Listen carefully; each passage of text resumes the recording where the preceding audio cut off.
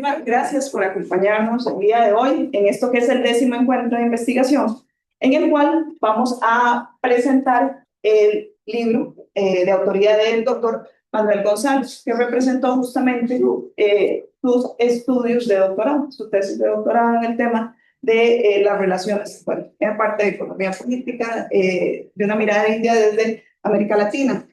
Manuel es economista formado en la Universidad de Buenos Aires, tiene una maestría en Economía y Desarrollo Industrial en la Universidad Nacional de General Sarmiento y un doctorado en Economía por la Universidad Federal de Río de Janeiro. Es investigador, profesor adjunto de la carrera de Economía de Desarrollo en la Universidad Nacional de Quilmes y asociado en la Escuela de Economía de la Universidad Nacional de Chilecito. Es coordinador además del Grupo de Trabajo sobre Asia del Sur del Consejo Argentino de Relaciones Internacionales. Sus temas de investigación, docencia, asistencia técnica giran en torno al desarrollo productivo, la CTI, ciencia, tecnología, investigación y la cooperación con foco en India, Asia del Sur y el sur global. Es profesor de grado, posgrado y doctorado en diferentes universidades e institutos nacionales y del exterior. Se ha desempeñado ampliamente como consultor en CEPAL, MIDEF, BID, MIPRO. En sus áreas de especialización, además de los temas de India, que es una agenda que está impulsando, también tiene que ver con la parte de innovación, por lo cual es participante de las grandes redes a nivel de innovación como Globelix y LACES. El día de hoy, bueno, nos va a presentar justamente el libro que les estoy comentando, y para introducir toda esta parte, y sobre todo la agenda emergente que tiene India con América Latina, vamos a presentar algunos datos de la relación económica de Costa Rica y vamos a empezar también ya a entender justamente este proceso desde la perspectiva del autor, desde sus vivencias también en su paso por la India. Entonces, gracias. Don Randall nos va a ayudar en este caso a dar este primer Don Randall Arce, profesor e investigador del CINFE en el área de comercio, nos va a dar pues esta primera introducción. Gracias, Randall. Gracias, Julián. Buenos días a todos y bienvenido, doctor Gonzalo, a esta presentación. Muy rápidamente, el profesor Gonzalo nos pidió hacer una caracterización inicial sobre la relación comercial entre Costa Rica y la India que nos sirviera de base para la presentación en un contexto más amplio de América Latina y la India. Entonces, tienen alguna serie de elementos que yo creo que son relevantes para todos de analizar. Lo primero es que en términos de balanza comercial el país tiene un déficit comercial enorme con respecto a la India, que es una situación que se ha venido agravando. Ustedes pueden ver los niveles de importaciones de Costa Rica desde India, que son 265 millones a la fecha, y los niveles de exportaciones actuales, que son 66 millones de colones a la fecha. Eso nos sitúa entonces en una situación de un desbalance comercial a favor de la India, que tiene ciertos matices en términos del tipo de productos que se están vendiendo. Entonces, cuando uno entiende qué tan importante es un país para el otro, representa la India el 0,33% de nuestras exportaciones y representa el 1,15% de nuestras importaciones. Y ahí eso lo que nos hace es nada más evidenciarnos el tema de qué tan desiguales son las exportaciones y las exportaciones hacia este país asiáticos. Cuando entendemos los principales productos de exportación desde Costa Rica hacia la India, lo que vamos a encontrar es que el 58% corresponden a productos de reciclaje. Y entonces cuando uno descompone esos productos, el 36,4% corresponden a desechos y desperdicios de aluminio, que es entonces ahí un nicho relevante. El 13,7% corresponden a desperdicios y desechos chatarra de fundición de hierro y acero. Entonces primero aluminio, después hierro y acero. El 7,7% corresponden a papel y cartón para reciclar.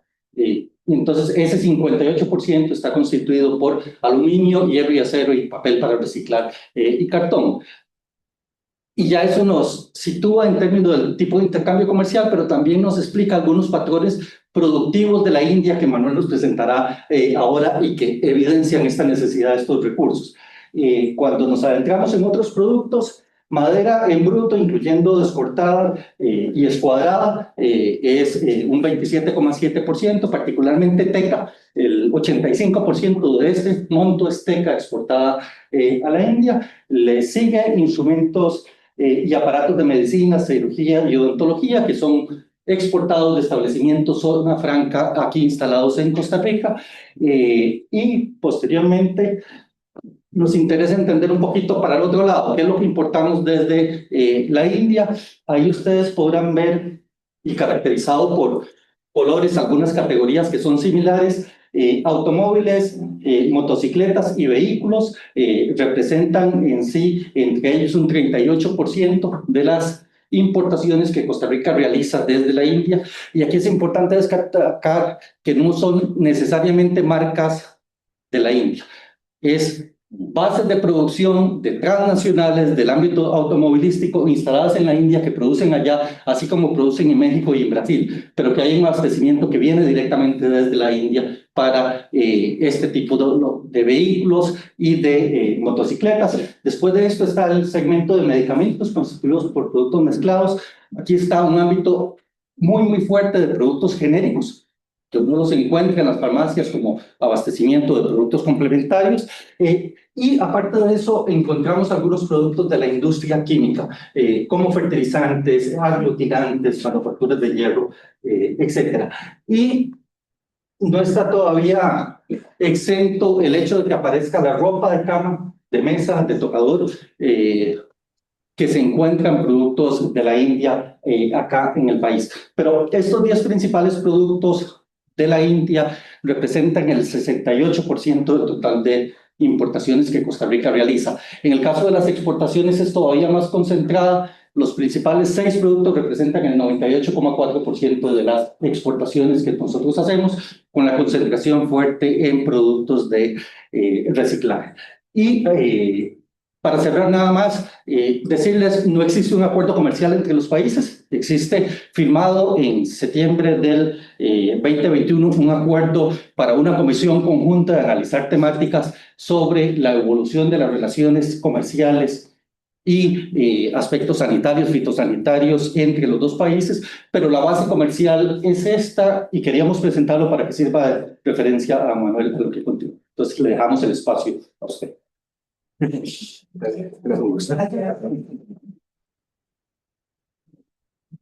Bueno, ¿cómo están? Muy contento de estar acá. Bueno, gracias Suyen, Randa, bueno, las autoridades, los colegas que con algunos ya estuvimos hablando ayer y antes de ayer. Es mi primera vez en Costa Rica, así que contento de estar acá. Tenía, bueno, un amigo que hizo su maestría en Argentina, no lo veía hace 10 años, así que también lo pude, bueno, con Suyena nos conocimos haciendo una beca de JICA en Japón, así que, bueno, muy contento de estar acá. Sí conocía el instituto eh, por la red Globelix y Lalix, ahí participan algunos de los colegas de ustedes, Jeffrey y Gaynor. Bueno, también se hizo un Globelix acá en Costa Rica, yo no pude participar porque era la pandemia, sí participé de manera virtual. Así que, bueno, eso es un poco el contexto. Ya Suyen un poco presentó mi perfil. Me parece, bueno, estoy muy contento también porque me parece que estoy después de mi tesis de doctorado y que volví a Argentina, estoy tratando de empujar esta agenda en verdad de Asia en general, pero en particular de visibilizar, o sea, tanto China, pero en particular India y el resto de Asia. Y me parece que esto que estamos haciendo, bueno, no creo que haya habido algo así en Costa Rica, porque es una agenda emergente en el sentido bueno, centralizar un poco India, colocar los números, digamos, de la relación. Así que, bueno, ojalá eh, que la agenda de Asia y la agenda, bueno, a mí en particular, digamos, lo que más investigo es India. Me parece que digamos, sea por cómo nos va a afectar, tenemos que mirar Asia, porque un poco la hipótesis que está detrás del libro, así, es que el centro del mundo está girando hacia Asia. Creo que eso ya es bastante evidente. Y bueno, América Latina tiene que, no sé, América Latina toda, tiene que ver cómo se relaciona con Asia como conjunto, ¿no? Porque muchas veces lo que más aparece efectivamente es China, que es real, pero Asia es mucho más que China, y hay distintos países que, bueno, están creciendo, bueno, ahora vamos a tratar de ver un poco eso, están creciendo muy fuerte, India viene creciendo 6,5 puntos el Producto Interanual hace ya más de 2 décadas. Es una aspiradora de recursos naturales y no, por ejemplo, ayer hablamos del tema de máquinas y equipamiento médico, digamos, el sector de la salud siempre fue importante, pero a partir de COVID, India visibilizó que tenía un déficit muy importante, que digamos que una demanda muy importante en máquinas y equipamiento médico. Ahí me parece que puede haber alguna oportunidad para alguna empresa de Costa Rica. Hay empresas, por ejemplo, de Argentina que ya están exportando. También en el sector madera, o sea, si uno mira los números de construcción en India, son impresionantes. Estamos hablando de 1.400 millones de personas que están pasando de una vivienda de barro a una vivienda conectada a la electricidad con acero. Eso es, si miramos los números de venta de cemento, despacho de cemento, son muy fuertes. Y ahí hay oportunidades, por ejemplo, cuando yo estuve ahora hace 3 meses y estuve ahí, me invitó el embajador de Uruguay, y Uruguay quiere entrar en el sector en celulosa y en madera, ¿sí? Ahí podría ser también otra oportunidad para Costa Rica, pero bueno, eso nos va a quedar un poco para después por ahí discutir y pensar con ustedes, que son los que más saben de Costa Rica. Entonces, bueno, nada, agradecer por la posibilidad, muy contento de estar acá y todos los diálogos que teníamos fueron muy, muy interesantes y espero que podamos seguir investigando y haciendo cosas juntos. Bueno, entonces voy a tratar de ahora les voy a contar un poco el libro. En Argentina, bueno, con el Mundial de Fútbol, como que apareció muy fuerte esto de que finalmente que parecía que muchos indios o mucha gente hacia el sur hinchaba por Argentina, ¿no? Entonces, como que de golpe hubo como una fiebre de que parecía que éramos hermanos de los bangladeshis y tomábamos mate con los bangladeshis y con los indios y nos conocíamos y demás, porque efectivamente fue muy fuerte. Hay algunas ciudades en particular, Kerala, Calcuta y Bangladesh en particular, en donde, bueno, un poco ahí por esto del sur global, un poco también por el trabajo en su momento que hizo el Partido Comunista, buscó generar como ciertos lazos entre, digamos, del sur global. Entonces, por ejemplo, Maradona, García Márquez, uno camina en Kerala y ve pintadas las fotos de Che, de García Márquez, que en Argentina no las ve. Entonces, bueno, hubo un trabajo ahí de posicionar como referentes del sur global y me parece que un poco lo del fútbol, en el caso argentino, de hecho, a partir del Mundial se reabrió la embajada argentina en Bangladesh. O sea, Argentina ya tenía embajada, pero se volvió a abrir un poco por esta visibilización del fútbol. Se supone que Messi creo que a fin de año va a ir a la India. Pero bueno, eso apareció como muy en los medios, en todos lados. Y la idea es, así como aparece, por ejemplo, el yoga, ¿no? Que digamos, es como un factor de soft power muy importante de la India, ¿no? O sea, la India tiene mucha penetración, en el caso de Argentina es muy fuerte la penetración que tiene con el yoga, con la comida india, ¿sí? Esos son factores de soft power muy importantes. Pero la idea es, sobre eso, bueno, construir un poco más de conocimiento real sobre la historia de India y, bueno, ver cómo digamos, nos relacionamos con esa historia. Entonces, un poco el libro lo que busca hacer es, finalmente terminó siendo una especie de historia de largo plazo, historia económica de largo plazo de la India, con una mirada desde América Latina, ¿sí? Con una mirada desde América Latina, siendo bastante holísticos y trabajando con mucho énfasis en las características de la geografía del subcontinente indio, del Océano Índico. Entonces ahí obviamente también la geopolítica y digamos, las dinámicas que están sucediendo y que sucedieron históricamente en el subcontinente indio y en el Océano Índico, ¿no? Esto, bueno, finalmente el libro es un subproducto, fue subproducto de mi tesis de doctorado que hice en la Universidad Federal de Río de Janeiro entre 2014 y 2018, la tesis la defendí en 2018, y después trabajé un año y medio más para pulir eso para que salga en el libro. Mi orientador fue José Casiolato, que es bueno, un investigador de Brasil, que está también bastante involucrado en estas redes que hablábamos, Globelix, Lalix. Y bueno, efectivamente tuvo el apoyo de distintos proyectos BRICS, que en su momento había en Brasil, un poco como hablábamos con algunas de las estudiantes de maestría. Yo me metí en este tema porque cuando llegué a Brasil necesitaba financiamiento para vivir y había proyectos BRICS había becas para estudiar los BRICS y en la división me metí con India, cambié yo tenía otro tema de tesis de doctorado que era las startups tecnológicas en el Mercosur y me fui metiendo y cambié de tema porque empecé a ver que ahí había un objeto que desde América Latina no estaba muy estudiado y que iba a ser muy relevante en el mundo, ¿no?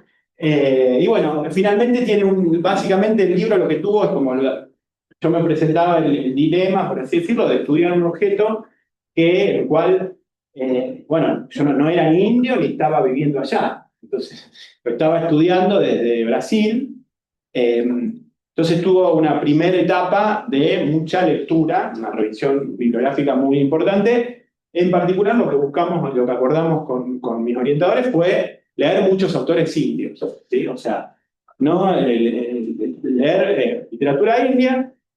Y después tuve la posibilidad de estar 4 meses haciendo un trabajo de campo para la tesis, en donde, bueno, obviamente también cambió la forma de entender el objeto, cuando uno está allá y, digamos, además en un lugar como India, que tiene sus características particulares y bastante idiosincráticas. Bueno, allá estuve en el Center for Development Studies, que es un instituto bastante importante vinculado a la principal universidad de India, que es JNU. Y ahí me estuvo como orientando también KJ Joseph, que también está vinculado a la red Globelix. Después tuve la suerte de ir, después de la tesis en 2019, al IIT Bangalore, IITB Bangalore, que es un instituto tecnológico que está en la Electronic City, que sería como ellos, el Silicon Valley indio, que no es el Silicon Valley, pero que está en la zona donde está el software de la India. Y bueno, después volví 2 veces más, una vez a presentar el libro y ahora hace 3 meses que me invitaron allá a dar unas charlas. El marco conceptual del libro, perdón, ¿puedo cerrar? ¿Sí?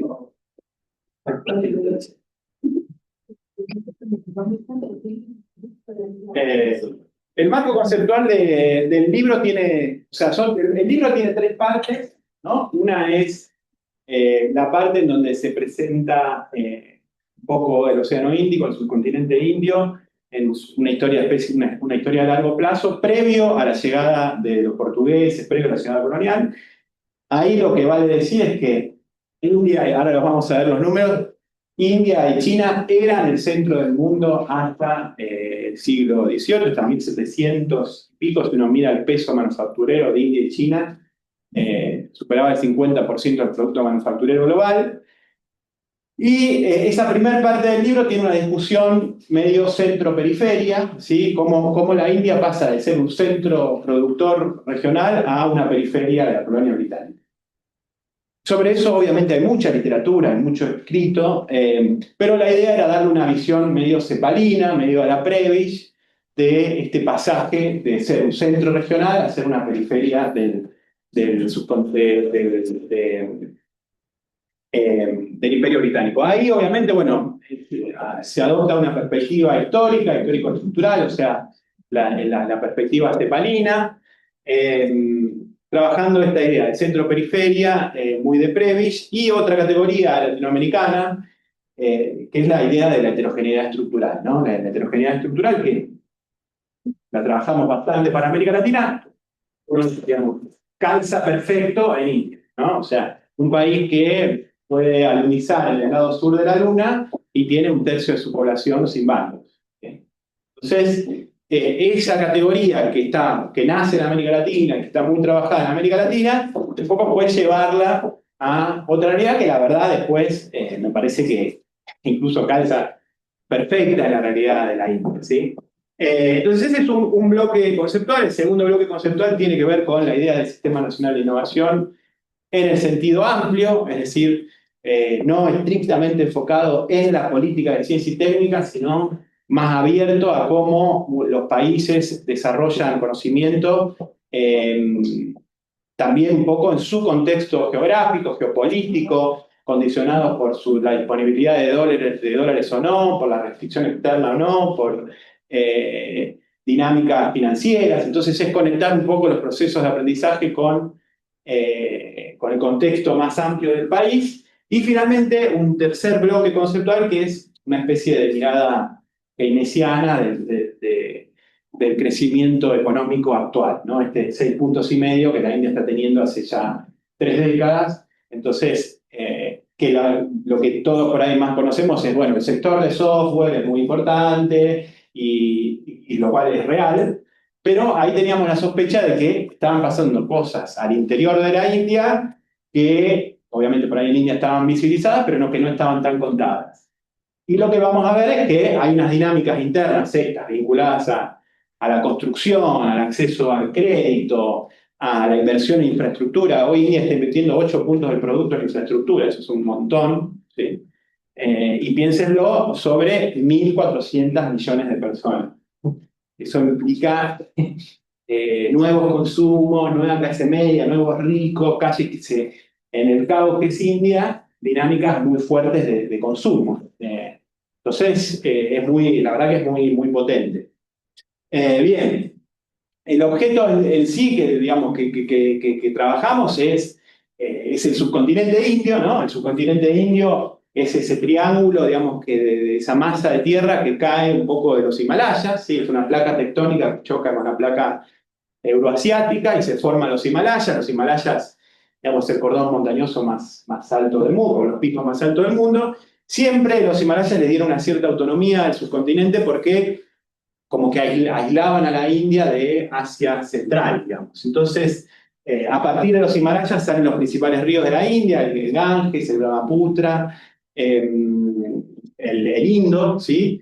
Son el Indo, el Ganges y el Brahmaputra. Esa zona, la zona del norte de la India, irrigada por estos ríos, siempre fue una de las zonas, y es una de las zonas más pobladas del mundo. Sería la planicie esta indogangética, tiene buenas tierras agrícolas. El Punjab es la zona agrícola importante de la India, con un modelo incluso bastante, digamos, algún modelo productivo bastante con características algunos de agronegocio. Entonces eso sería un poco el norte de la India. Hoy el norte de la India es la zona más hindú, donde el actual partido de gobierno, el BJP, el Partido Popular Hindú, tiene un peso importante en las elecciones.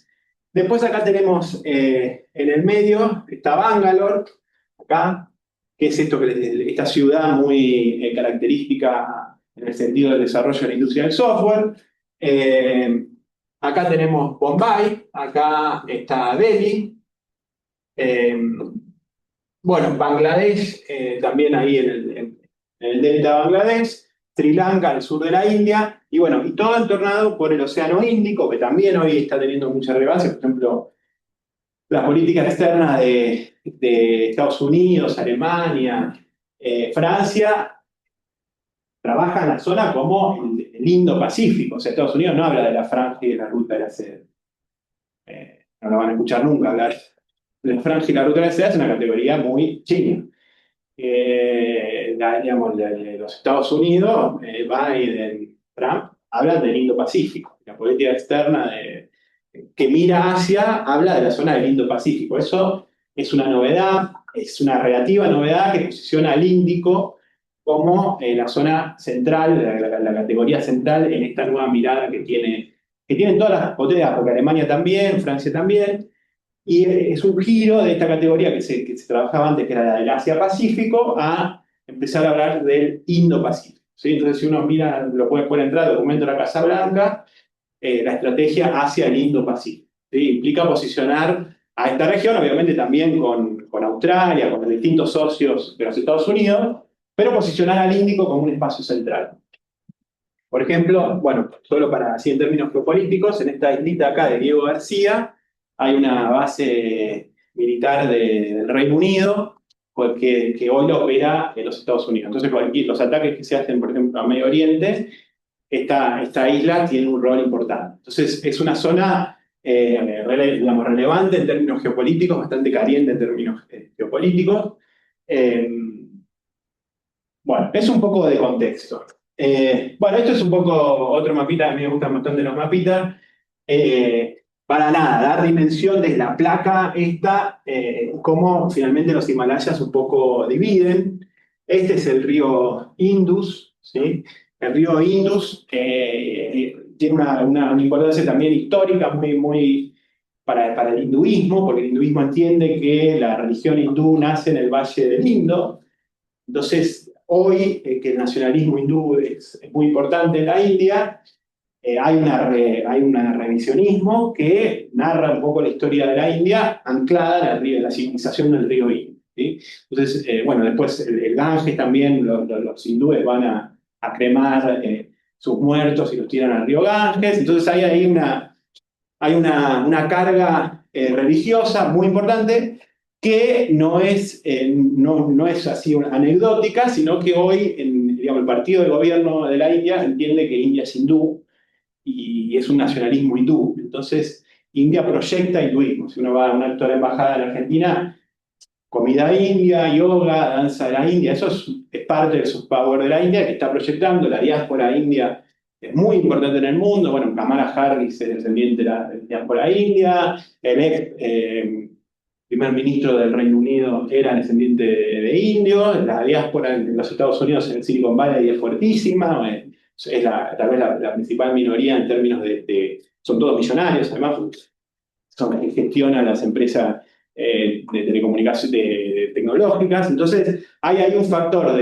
con la diáspora y con el soft power de la India muy importante, que la India lo usa mucho y lo proyecta mucho, ¿sí? Voy tirando cosas para ir contextualizando un poco de lo que estamos hablando. Acá, como para poner algunas de las dimensiones, en la India en 1600 habitaban entre 100 y 150 millones de personas. Entonces, hoy habitan 1.400 millones de personas. El peso demográfico de la India y civilizatorio es muy fuerte. Si uno lo ve estando allá, eso es un factor a tener en cuenta, porque digamos, implica un cambio en las reglas del capitalismo. Estamos hablando de que entraron a jugar dos jugadores, entre India y China son 2.800 millones de personas. Entonces, un proceso de acumulación de capital sobre 2.800 millones de personas es diferente.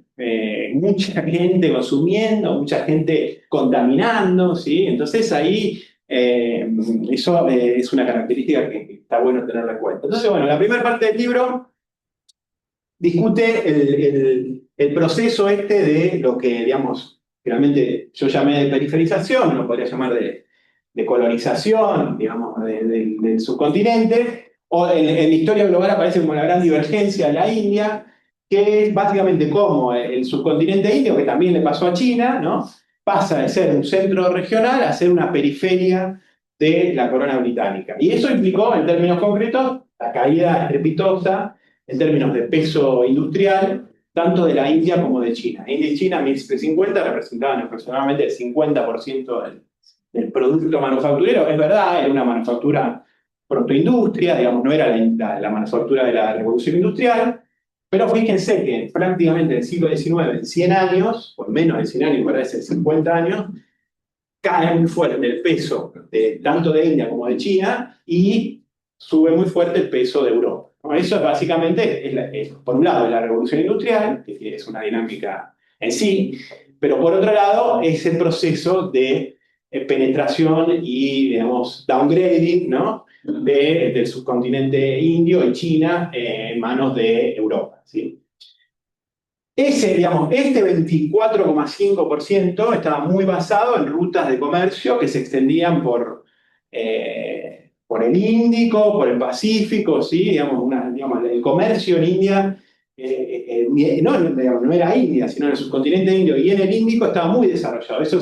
Digamos, el business en India estaba muy desarrollado hace mucho tiempo. A veces por ahí cuando doy algunas charlas con empresarios en Argentina, dicen, bueno, pero lo de hacer negocios con los indios, bueno, mira, los indios hacen negocios hace tiempo, no es que no hay cultura de negocios en el Índico, sino que básicamente estaban muy acostumbrados a tradear, a comerciar, incluso era muy cosmopolita el Índico porque por ahí comerciaban chinos, judíos, árabes, indios, malayos, entonces era un espacio muy cosmopolita el Índico. Y de hecho hoy cuando los Estados Unidos hablan del Indo-Pacífico, hablan de un Indo-Pacífico abierto, libre y abierto, que es una idea que la India en verdad siempre la tuvo, porque su continente fue un espacio bastante abierto. Y de hecho cuando llegan los portugueses, los holandeses y demás, se convierten en una demanda más en este comercio que existía.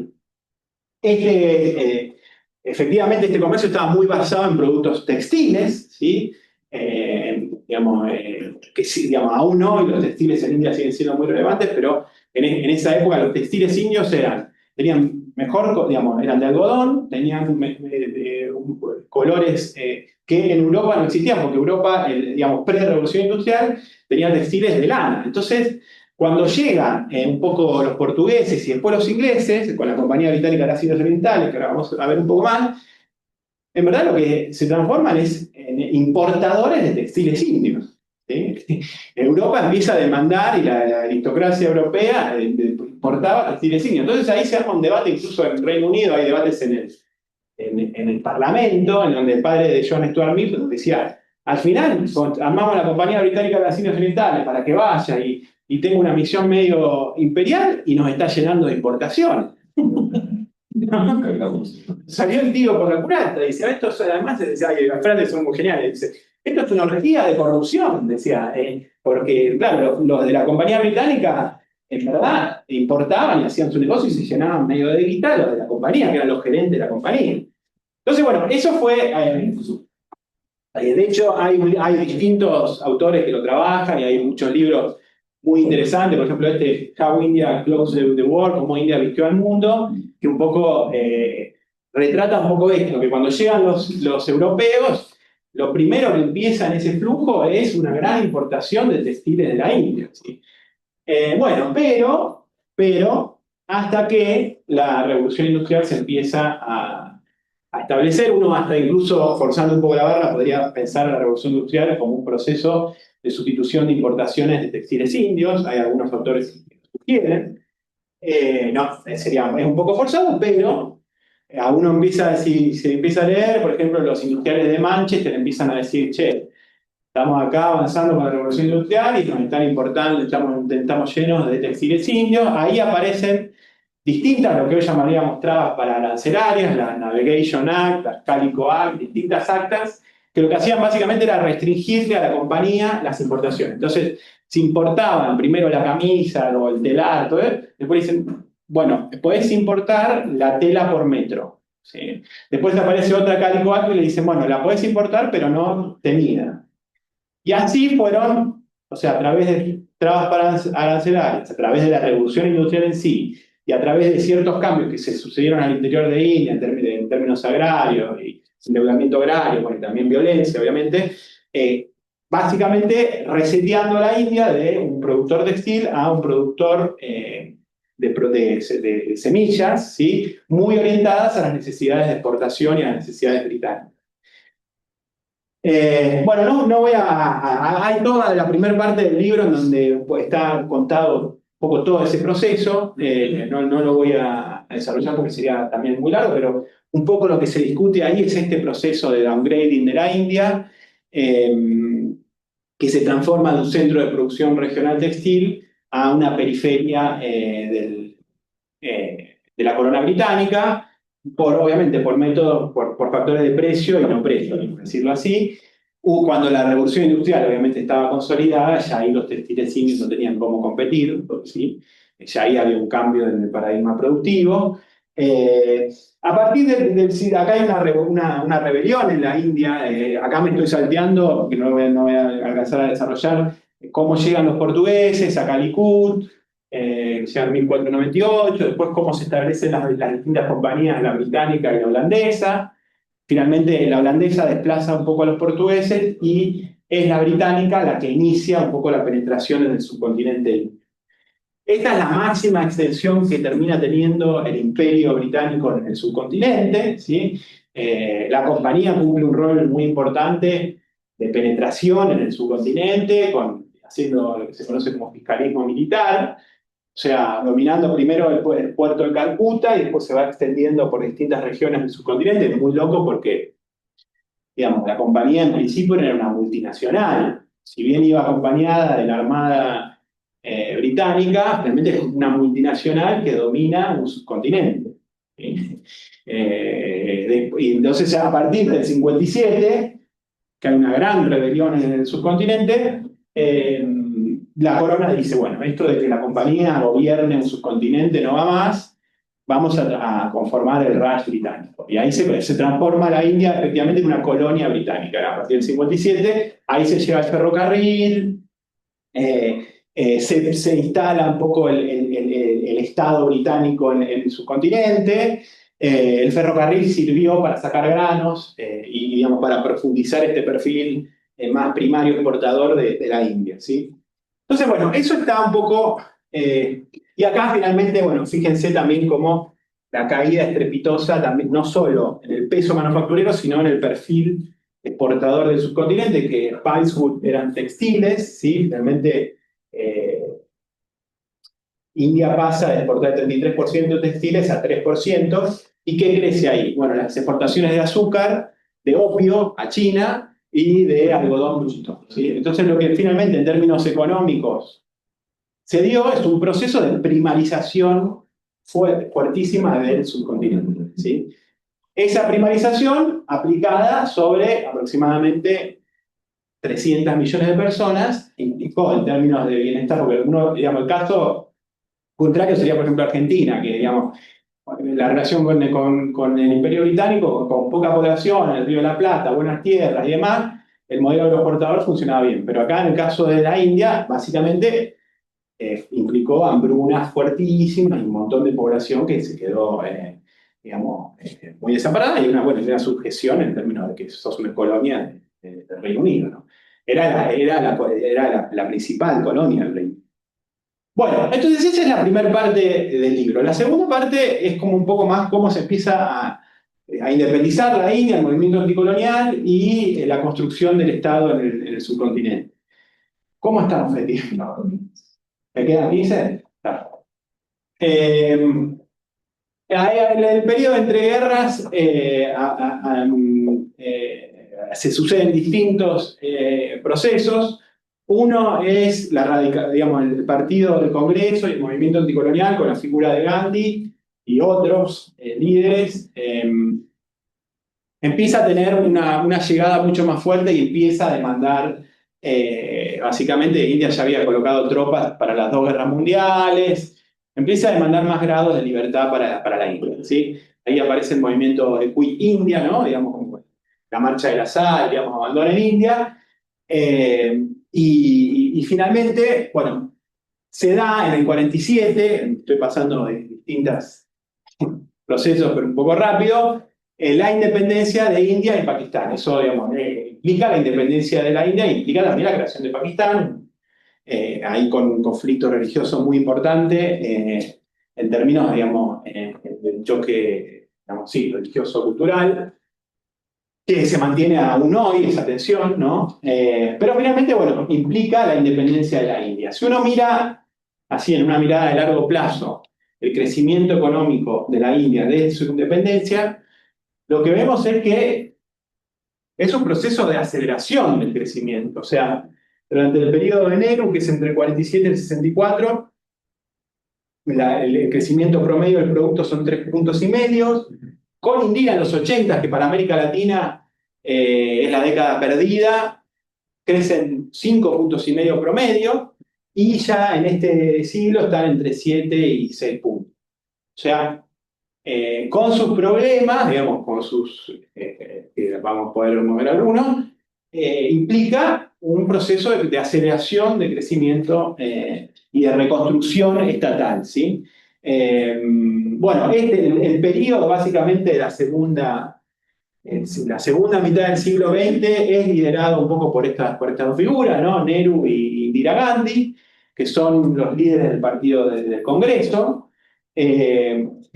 Esto no creo que llegue a... Hay todo un trabajo acá en la segunda parte del libro que tiene que ver con cómo se va construyendo el Estado del Sistema Nacional de Innovación de la India y las características un poco de esta construcción. Hay un primer periodo muy liderado por Nehru, en donde básicamente Nehru tenía una idea, digamos, de que el progreso era el progreso científico y era la industrialización, la industria pesada.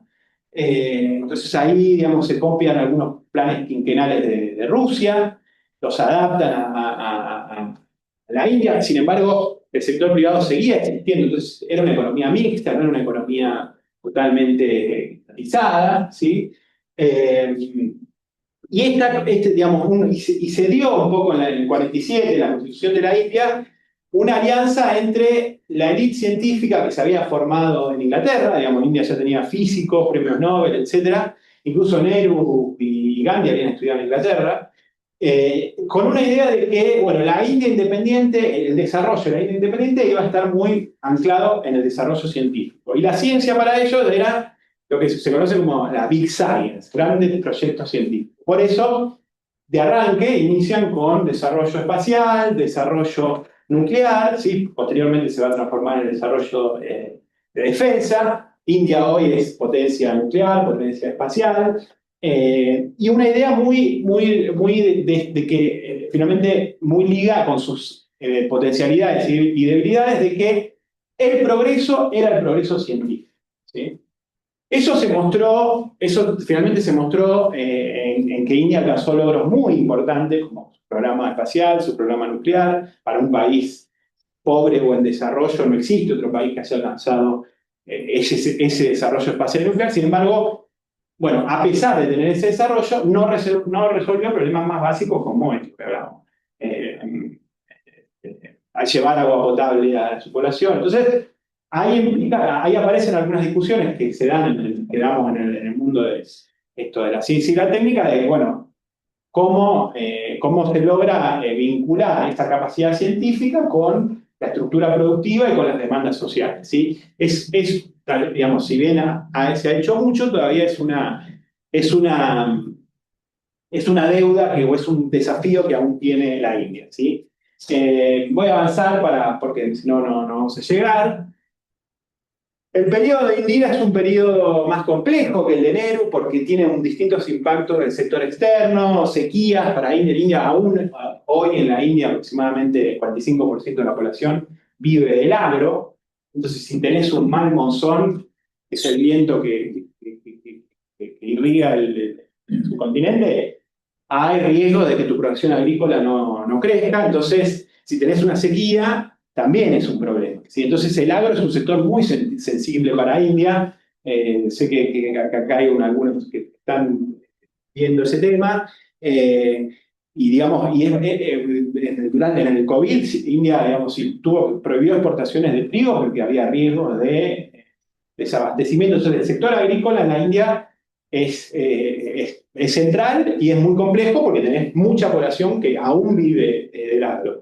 Se han intentado hacer reformas más liberales que el propio Modi impulsó y no pasaron. Entonces, unas protestas de Punjab fuertísimas. Entonces, bueno, nada, el agro en ese sentido es muy importante. Cuando tenés una sequía, bueno, te pega en la producción agrícola, tenés que importar alimentos. Hoy ya India tiene distintos buffers, o sea, tiene un stock bastante importante, pero en esta época, en particular en el 65, estaba complicada la situación en términos del sector agrícola. También tuvo distintos enfrentamientos bélicos con Pakistán. Uno de ellos terminó dando la independencia de Bangladesh en el 71. La suba, por ejemplo, el petróleo, la suba del petróleo, la energía en general, también India es muy sensible. Imagínense un país que está creciendo 6,5 puntos, que demanda energía, más de un tercio de las importaciones de la India son energía. Una suba del petróleo, por ejemplo, durante Ucrania, implicó que las reservas le caigan 100 billones de dólares. Entonces, es muy sensible a lo que se conoce como food and fuels, ¿no? Los dos ejes son muy importantes. Bueno, con Indira en particular, cuando asume Indira, estaba en el medio de una sequía muy fuerte. Ahí los Estados Unidos incluso estaban presionando a que India entre en la guerra de Vietnam. Indira se resiste, no quiere entrar, ahí se frisan un poco las relaciones con los Estados Unidos, y decide canalizar recursos al agro. De hecho, se nacionaliza la banca para canalizar recursos al agro, se desarrolla la industria petroquímica para impulsar lo que fue la Green Revolution en la India, que fue un proceso de introducción de las semillas genéticamente modificadas. Eso lo hacen con cooperación con Estados Unidos, con la Fundación Rockefeller. Entonces, la Green Revolution es un gran esfuerzo tecnológico. La Patent Act también es como se inicia a desarrollar el sector farma en la India, haciendo básicamente ingeniería reversa, copiando, digamos, vamos a decirlo, no respetando con una legislación sobre derecho de propiedad bastante flexible para poder copiar en el sector farmacéutico. Se decide también, es Indira que decide hacer la primera detonación nuclear en el 74, ante el riesgo, digamos, del conflicto con Pakistán. Entonces ahí se termina de conformar lo que se conoce la triada de ciencia de la India, que es espacial, nuclear y militar. Son como, si uno mira en dónde está gastando I+D la India, espacial, nuclear, militar, y hoy agreguemos energía. Esos son los sectores importantes, con sus potencialidades y sus debilidades. Bueno, avanzo un poco más. Los 80 no los voy a contar tanto, son interesantes porque hacen una especie de mezcla entre medidas de liberalización, por un lado, de aumento del gasto y de aumento de la deuda, como medidas liberales y heterodoxas, que dan un crecimiento económico importante, terminan creciendo 5,5 puntos promedio. Se aplica lo que hoy está re de moda en la discusión de ciencia y técnica, las misiones, esto de las misiones tecnológicas, la política por misiones. Bueno, India las empezaba a aplicar en los 80, adaptadas a su contexto, ¿sí? Es interesante esto, digamos, que llegan a los 80 sin problemas de deuda externa, una economía muy cerrada. Ahí se inicia la discusión un poco de que, bueno, hay que abrir, hay que aumentar las exportaciones, esa discusión se instala, y finalmente a partir de distintos también shocks externos, por ejemplo, la guerra de Estados Unidos con Irak le pegó a la India porque aumentó el precio del petróleo y cayó las remesas de los indios que estaban viviendo en los países petroleros, que tuvieron que volver a la India. Entonces, también con un problema de sector externo, deciden avanzar con el proceso de liberalización. Bueno, y entonces un poco la literatura lo que señala es que a partir de los 90 se inicia un proceso de liberalización que, vamos, yo lo pongo entre comillas porque es bastante parcial en algún sentido. Se inicia, por ejemplo, un proceso de privatización de algunas empresas públicas, pero aún hoy el Estado mantiene 60% de la propiedad accionaria en buena parte de las empresas estatales, que si uno mira, por ejemplo, el sector petróleo o el sector energía, tienen 10 empresas inmensas con participación pública importante. O si uno mira, bueno, programas en las últimas 2 décadas han aplicado programas de electrificación importantísimos, que han sido liderados por el Estado.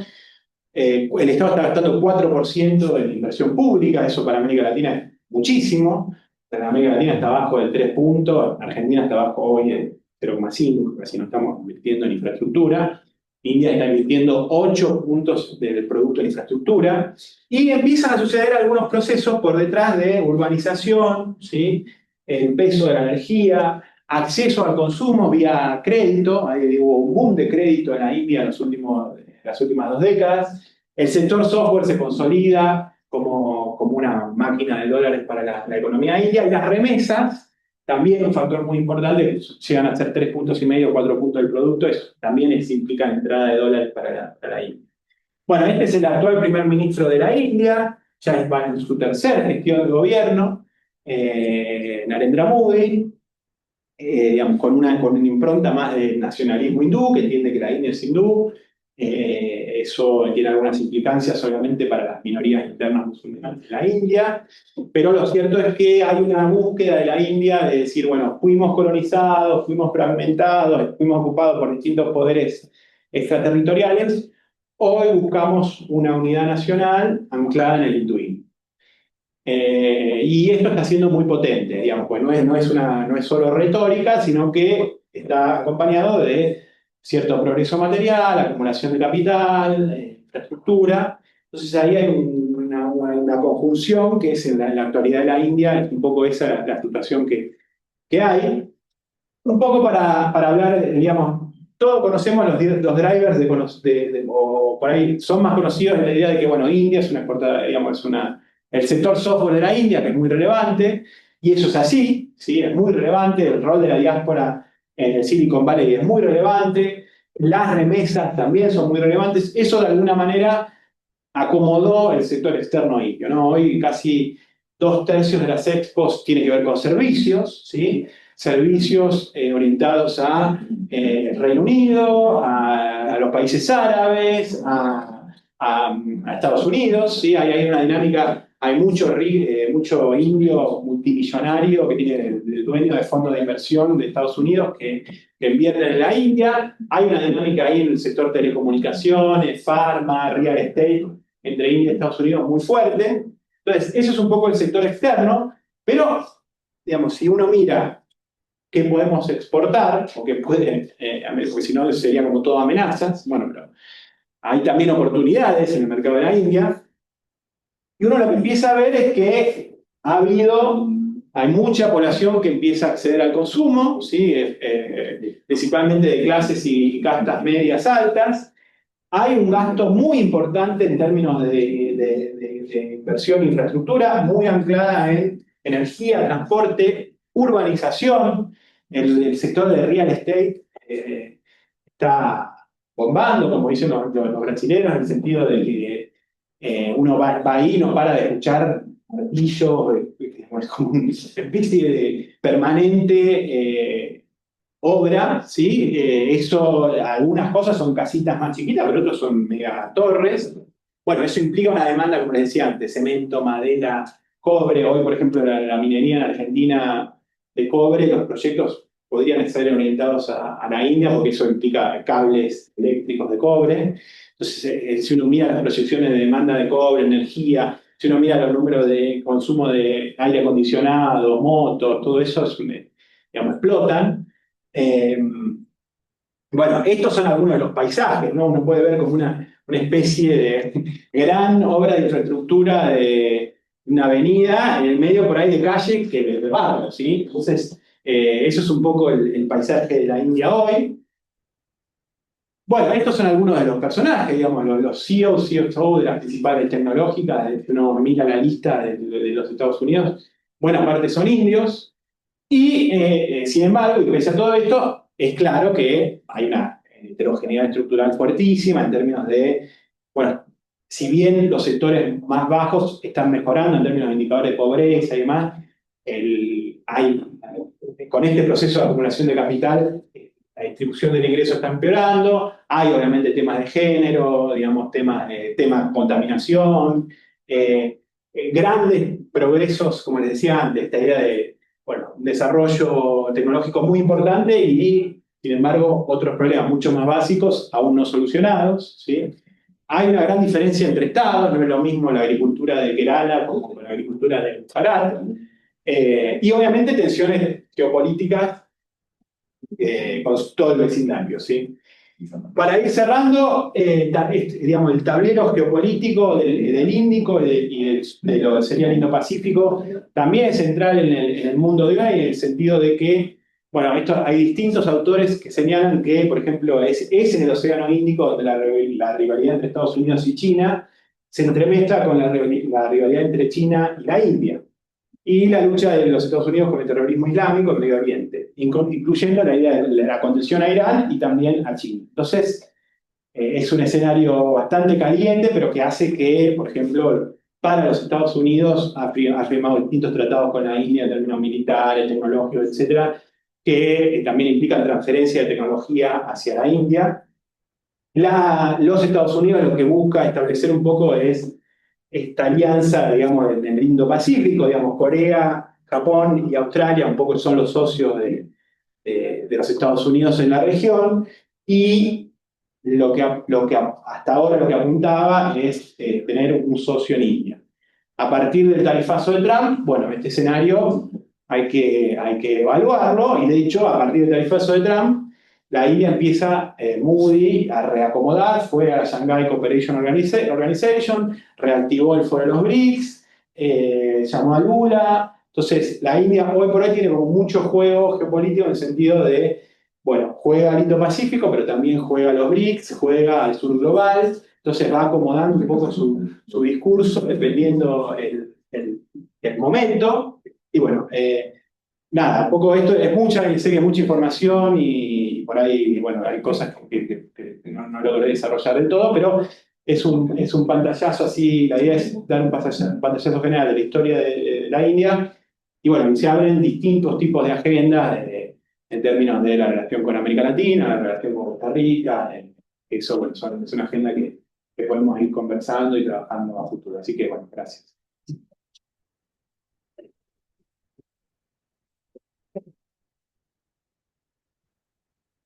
Muchísimas gracias a Manuel Gonzalo por la exposición y justo irnos refiriendo, como nos indica el título del libro, a cada una de estas etapas que fue analizando, ¿verdad? En esto, que es esta mirada más histórica, económica del crecimiento de la India, bueno, esto de América Latina. A continuación, vamos a abrir un espacio para preguntas, comentarios. Bueno, vamos a recoger las tres primeras. Entonces, el doctor Rafa, y Fernando. Me voy a dar un cafecito. Va, un cafecito. Se lo llevo. Sí, se lo hubiera llevado. Y con eso, Manuel, toma café. y ahí también está ahí. No saludaba con el café que quiere. No sé. No nos llama tanto la atención. Gracias por tomar en esa dirección. Ahí para. Toma cualquier café. El café expreso no es parte de nuestra tradición. Es así.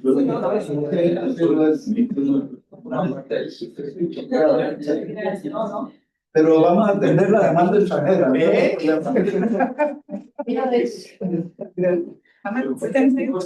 vengas está la página. Sí. Entonces, don Rafael, Gerardo y Fernando. Okay.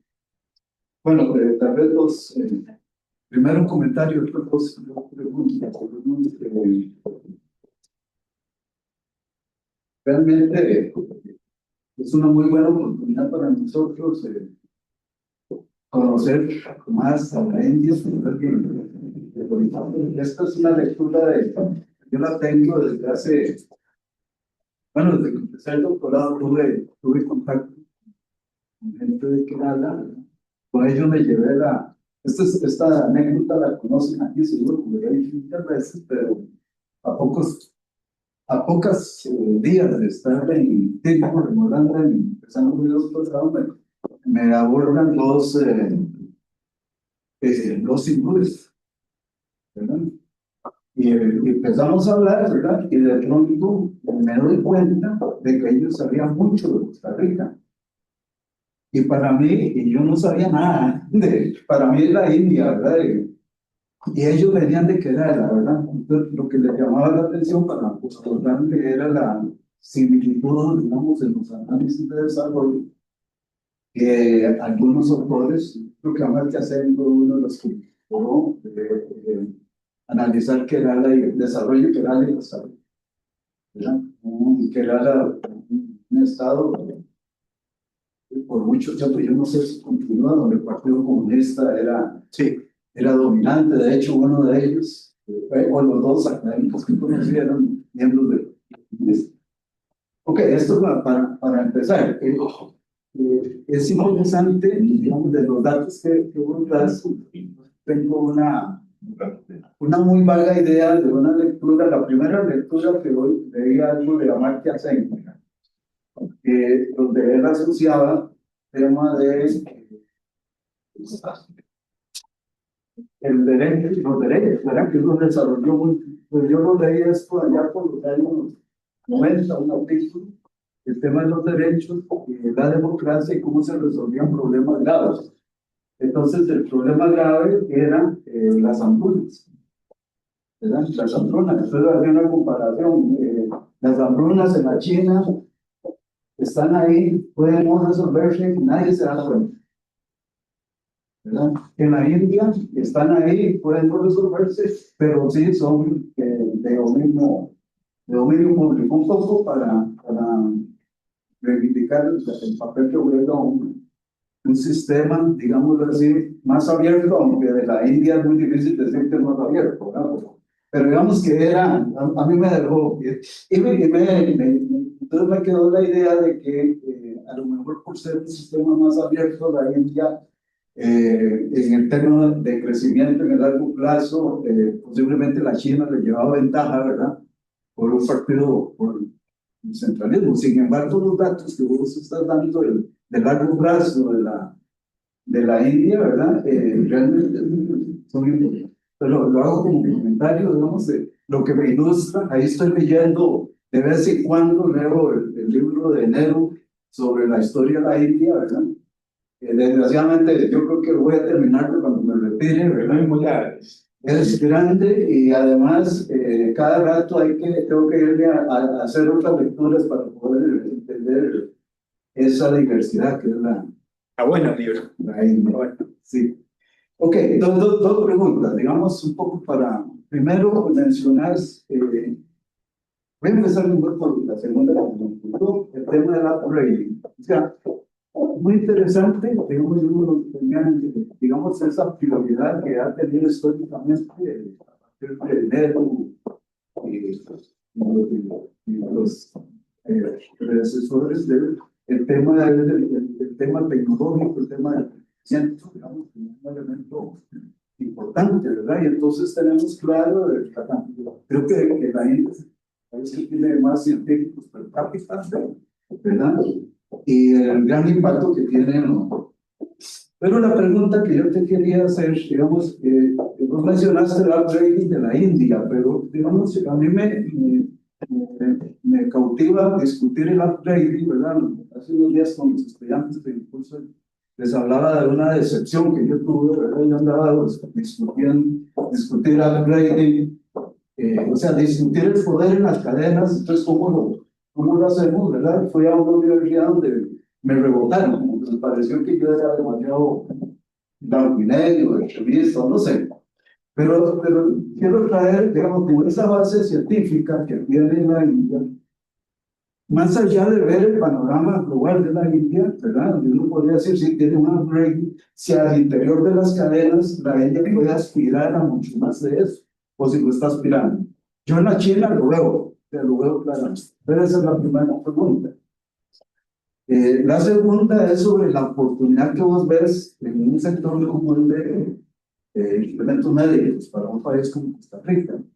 No voy a poner blanco y negro para discutir, ¿verdad? Yo no veo esa oportunidad.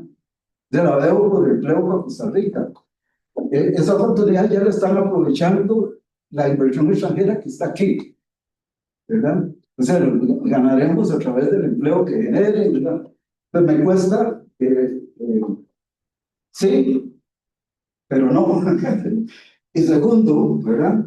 ¿Hasta dónde la política de Trump podría hacer que la visión de nosotros hacia el Índico, ¿verdad? Sea una forma de evadir, o sea, una forma de esa persecución que tiene Trump contra todo lo que sea, sustituir trabajo en los Estados Unidos. Entonces, ¿hasta dónde ponerle atención? Ahí yo sí veo alguna oportunidad, no solamente incluso por la inversión extranjera, Costa Rica, ¿verdad? De encontrar esa vía alterna. Entonces, más bien lo planteo como pregunta, desde tu perspectiva, ¿cómo lo ves? Muy bien. Gracias, Gerardo. Fernández. Gracias Manuel por esta segunda fotografía. La de ayer también fue muy interesante. Y bueno, y abre un montón de interrogantes y de intereses, digamos, en esta relación de América Latina e India. A mí en realidad me queda como una gran pregunta siempre que me acerco un poco a la India, digamos, al tema de la India. Esa gran, digamos, la gran heterogeneidad, podríamos llamarla heterogeneidad cultural, ¿verdad? Que tiene que ver con cuestiones no solo económicas, ¿verdad? Vos mencionabas ahí desde la luna hasta La gente que no tiene letrina y no son pocas, digamos, las personas que no lo tienen, que nada, digamos, una tercera parte de la población. Y además, digamos, hay un asunto cultural ahí digamos, muy fregado, no sé, el papel de la mujer, el sistema de castas, ¿verdad? Digamos que condiciona mucho digamos, los desempeños y posiblemente frena muchas iniciativas, ¿verdad? Que se quieran hacer tanto en el campo económico como social. Entonces siempre me queda como esa gran pregunta de qué tan limitante podría estar siendo, digamos, esa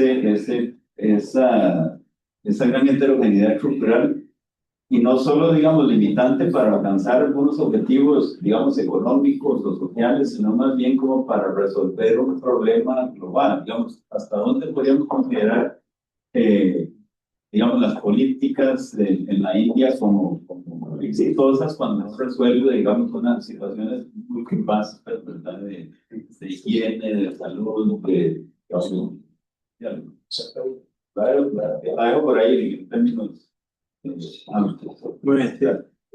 La última sería la del profe Fernando. Gracias, Manuel, por esta presentación que es muy interesante realmente, porque se echó para atrás el carrete un montón de años. Cuando yo estaba en el colegio, cayó en mis manos una novela que se la recomiendo a todos. Si alguien quiere conocer cómo fue ese parto tan complicado de independencia de la India que sucedió ayer en 1948, cuando este país estaba refundando prácticamente la actual Segunda República. Esa novela se llama The Farce Pavilion, de una autora UK que ya es británica, bueno, fue británica hindú. Entonces habla un poco, o sea, cuando yo leí esa novela en aquellos tiempos idos, ¿verdad? Yo desde ese momento comencé a tomar más conciencia de cómo era la historia de la India, en una época en donde la India era Indira Gandhi. En las noticias internacionales en los años 60, 70, era Indira Gandhi. Era una mujer. ¿Ah? No, solamente compartí el apellido, porque hay una foto muy bonita de ella siendo una adolescente que estaba empezando sus estudios de abogacía y ciencias políticas sentada junto con Gandhi en una zona rural, es una foto histórica que anda por ahí. Pero ella era una mujer fuera de serie, porque mujer en un mundo en los 60 no era muy común ver tantas mujeres a cargo mucho menos de países tan gigantes, y en una sociedad que prácticamente la mujer no tiene ningún valor más que ser el accesorio de alguien. Entonces, para mí esta novela comenzó a revelarme varios paralelismos entre la India y América Latina, que es lo que ahora estaba reflexionando cuando te oí hablar y hablar y hablar. Decía Donald, pero es que hay muchas similitudes. Pensando en América Latina, no en un país chiquitico como Costa Rica, ¿verdad? Hay muchas similitudes, ¿verdad? En esa novela que les digo, que te la recomiendo, Los pabellones lejanos, es prácticamente el drama de alguien que es hindú, que se va y se educa a Inglaterra, regresa como abogado, y es el shock cultural de regresar un casi blanco a un sistema jodido de colonización donde los ingleses te trataban como segunda clase, en el mejor de los casos. Y entonces eso me montaba por un paralelismo muy parecido a los sistemas sociales fragmentados que tenemos en América Latina todavía y que hemos heredado de la colonia y que no hemos logrado resolver. Además de hacer un montón de cosas más que ahora acabas de... Entonces, es interesante qué podemos aprender, ¿verdad? Y una de las preguntas que te quería hacer, ya en específico, no sé si en tu estudio pudiste abordarlo porque no lo mencionaste mucho, es cómo hizo la India en ese juego de similitudes tan grandes que hay con América Latina para manejar el tema de su deuda, lograr esos crecimientos. Porque el gran problema de América Latina es la bendita deuda. O sea, solo aquí se gasta el 5% del PIB pagando intereses. Eso es castrarse. O sea, no hay receta para salir con semejante fardo. En Argentina, ahí el presidente anda buscando 20.000 millones de dólares para volver otra vez, por enésima vez, a poner el parche del culo. Entonces, ¿cuántas recetas hemos puesto en América Latina y seguimos con ese fardo? Pues no sé si podrías tal vez darnos un poquito de luz. Bueno, bueno, muchas gracias por las preguntas y los comentarios, porque todo muy, muy bueno y muy informados. Así que uno permanentemente aprende también con el intercambio. Eh, bueno, digamos, Amartya Sen, premio Nobel, los mejores trabajos de Amartya Sen a mí me parece que son justamente los que tiene sobre hambruna y el agro indio, que son cuando él era más joven. Tiene ahí algunos trabajos buenísimos, yo los vi, los cité en la tesis. Tiene algunos, digamos, él me parece que las contribuciones. Después, bueno, además Amartya Sen es un economista que estuvo siempre muy ligado al Partido del Congreso. Es una figura, bueno, ganó el Nobel, una figura muy relevante. Ahora sacó un libro autobiográfico. Pero digamos, lo que vos marcás, bueno, las contribuciones de Amartya Sen en términos del agro y las hambrunas son muy buenas, pero yendo más a la pregunta de, digamos, la de máquina y equipo médico, digamos, la situación en Costa Rica, yo no la conozco. Sé que, por lo que estuve hablando, hay un sector de máquina y equipo médico en Costa Rica. Lo que sí sé es que es un sector que va a crecer muchísimo la demanda en India, está creciendo muchísimo, y India está haciendo política, sí, para tratar de sustituir importaciones en la India.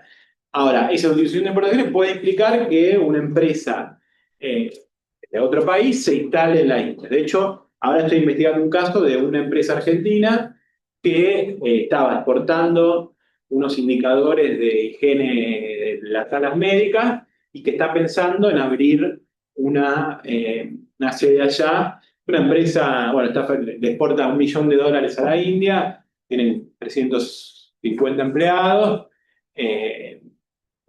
Pero bueno, a mí me parece un sector a observar, porque nuestros países, en el caso de Argentina, también tiene máquina de equipo médico. Es un sector de pymes, no es tan fácil, pero digamos, sí, lo que uno ve, los números de importaciones de máquinas de equipo son muy, muy impresionantes. Entonces, y si uno mira gasto en salud privada, gasto en salud pública, eso va a seguir creciendo. Entonces, digamos, lo tiré como bueno, para observar, digamos, para observar, no lo sé, digamos. Eh, y, y después decías la del upgrading. Ahí se me fue un poco, vos decías lo del upgrading, más preguntando en términos de los sectores, ¿no? Bueno, hay distintos sectores en donde es claro el upgrading. Por ejemplo, bueno, en el sector software ya no es más esto que era en los 80 de, bueno, horas hombres, todos decían, bueno, India es salario barato y horas hombres. No, bueno, ya ahora está Google instalada, se instaló Apple, están haciendo teléfonos, digamos, hay las aceleradoras de negocios de Microsoft, están instaladas, entonces ya empieza a ser más complejo. Es un proceso que empieza a ser más complejo, es verdad, no es el Silicon Valley, pero empiezan a desarrollar, o sea, siguen desarrollando horas hombre de cuestiones baratas de edición y demás, pero a eso le agregan una complejidad. Claramente en el sector software, bueno, en el sector pharma, ni que hablar. Bueno, automotriz es un sector también relevante. Camiones, ahora acaban de comprar una empresa de camiones de Argentina, Iveco. Entonces, tienen bueno, en el sector energía y petróleo están haciendo una expansión importante hacia África, América Latina, principalmente comprando activos, porque si uno mira la demanda energética de India va a seguir creciendo fuertísima. Es verdad, es una matriz muy sucia, muy basada en el carbón, eh, pero las proyecciones de demanda energética son fuertes. Entonces, depende un poco sector por sector, pero hay algunos sectores que son interesantes, ¿sí? Diría.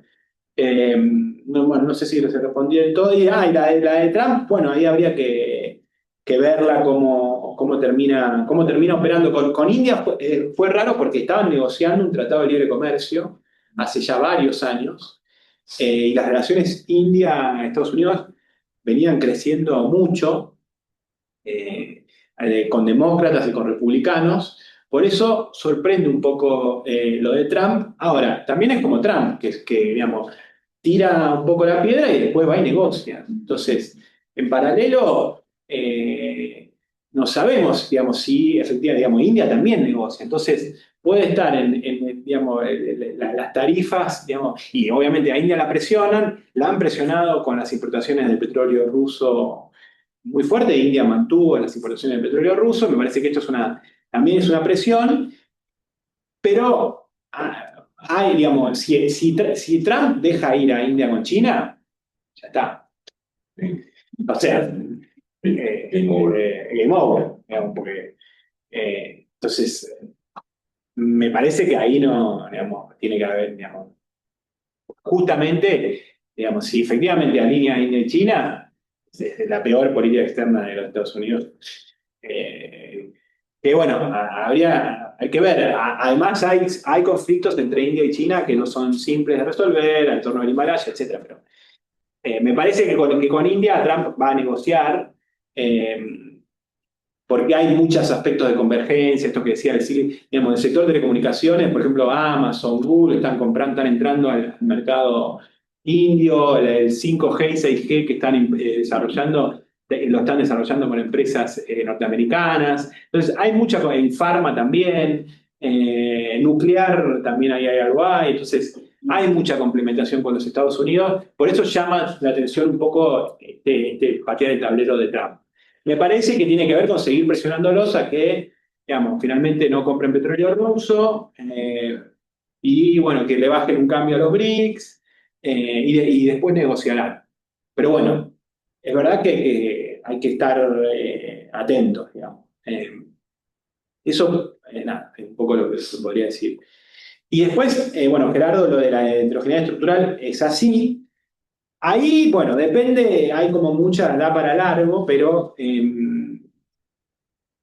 decir, si uno mira los indicadores, por ejemplo, pobreza, gente con mortalidad al nacer, malaria, distintos indicadores sociales en las últimas 2, 3 décadas han mejorado, digamos, casi todo. Entonces, es real, es decir, bueno, uno va a Bajanín y dice, sí, bueno, pero la pobreza es importante. Bueno, sí, es verdad, siempre lo fue, no es nuevo, porque desde la colonia, que digamos, lo que debería haber sido en el 40, India o antes. Entonces, poco a poco la situación social, tanto los indicadores como va mejorando. Ahora, sobre un marco estructural con algunas cuestiones que son muy complejas, como es la estructura de castas, que siguen estando ahí, y que entiendo que van a seguir estando. Se están consiguiendo algunas mejoras en términos de... La urbanización también genera que las castas no es digamos, que se mezclen un poco más. Entonces, incluso la inversión extranjera directa, no sé, por ejemplo, decían, hay algunos autores que hablan de Dalit Capitalism, que es tipo, bueno, las multinacionales contratan a un Dalit, a una casta baja y no les importan. Entonces, bueno, ahí se empieza a mezclar un poco el escenario, pero siguen siendo factores limitantes, y uno hasta se pregunta, bueno, finalmente, ¿quién en India tiene una agenda distributiva? Y no sé si hay un actor que levante una agenda distributiva. La verdad no lo sé. Ahora, eso, digamos, es una cosa desde el punto de vista del bienestar, digamos, no positiva, pero le genera un ordenamiento social que en una democracia o para algunas cosas, y más visto desde Argentina, ordena, ¿no? O sea, visto de Argentina, que somos una sociedad que todo el tiempo, digamos, vamos por un lado, para el otro, todos, digamos, todos reclamamos, digamos, el peso de los sindicatos es importante, el peso, digamos, la puja distributiva es importante, genera presiones inflacionarias, temas del sector externo. Bueno, En la India eso no es tan así. Y entonces, desde el punto de vista más macro, y bueno, te controla un poco el conflicto distributivo. Entonces, digamos, suena medio, no estoy diciendo que esté bien, pero eh, digamos, ese ordenamiento social, esa división social de la sociedad ordena un poco y genera que algunas dimensiones macro te queden más ordenadas. Si eso en algún momento puede estallar, y bueno, es como un riesgo que siempre puede estar latente, lo veo más por el lado de las minorías más musulmanes viviendo en India, y también algún tema terrorista. Digamos, India tiene también un tema terrorista importante ahí en la frontera. Entonces, como que más los riesgos los veo por ese lado. De hecho, ha tenido atentados con el hotel de Bombay, ahora tuvo uno en Kashmir. Entonces, ahí sí hay una agenda que es compleja y que India la levanta en todos los foros y que también incluso es una agenda de convergencia con Occidente, porque la agenda del terrorismo que India siempre presenta como víctima. Y en un punto es así. Al mismo tiempo, digamos, hay mucho de las minorías musulmanas que efectivamente, minorías porque estamos hablando de 180 millones de personas, eh, que, eh, que es compleja y que con el nacionalismo hindú también la tienen difícil. Bueno, son temas que para mí van a seguir estando ahí en la agenda y son parte de India, digamos, con sus cosas buenas y malas, digamos. Sí, digamos, uno por momentos es fuerte, digamos, por momentos es fuerte. Pero, como bien se decía acá, por momentos es fuerte, pero ojo que estamos en América Latina, no estamos en un país nórdico. Entonces, digamos, yo fui ahí desde Brasil y bueno, hay cosas que también, la segregación, bueno, segregación racial en América Latina también es importante. Bueno, digamos, estamos, eh, la población que no accede a distinta vivienda, también es importante en América Latina. Entonces, ahí hay una agenda y aparece mucho, y está buena, por ejemplo, en las declaraciones de los BRICS, que es una agenda del desarrollo. Entonces, bueno, es una agenda de energía, salud, ¿cómo hacemos para tener vacuna? Vivienda. Entonces ahí hay una agenda convergente que hace que India la sintonice por el lado de, bueno, el sur global, y me parece que ahí hay la comparada a esta de Kerala y demás, hay muchas palabras que parece extraño, y después incluso en la idiosincrasia del indio, el indio es muy pícaro, tiene un humor bastante latinoamericano, tiene chispa, digamos, no es mucho más similar a nosotros que puede ser, no sé, no quiero poner así, pero que chino. Entonces, hay muchos factores de hecho, algunos hablaban más digamos, la cosa de la sintonía marrón, ¿no? Porque hay ahí, digamos, una cierta sintonía y también, digamos, esta cosa de algunos estados como Kerala, Calcuta, que, digamos, no sé, a Maradona lo levantaba, Che Guevara, García Márquez, conocen el boom latinoamericano más que Más que muchos latinoamericanos. más que muchos latinoamericanos. Entonces eso es loco en algún sentido, digamos, llegar a un país que no es tan lejano y que hay pintadas del Che. Nada, eso es interesante también para el diálogo y bueno, todo eso, digamos, y todo eso pasa todo junto, es difícil, digamos, estudiar India es difícil, pero es interesante.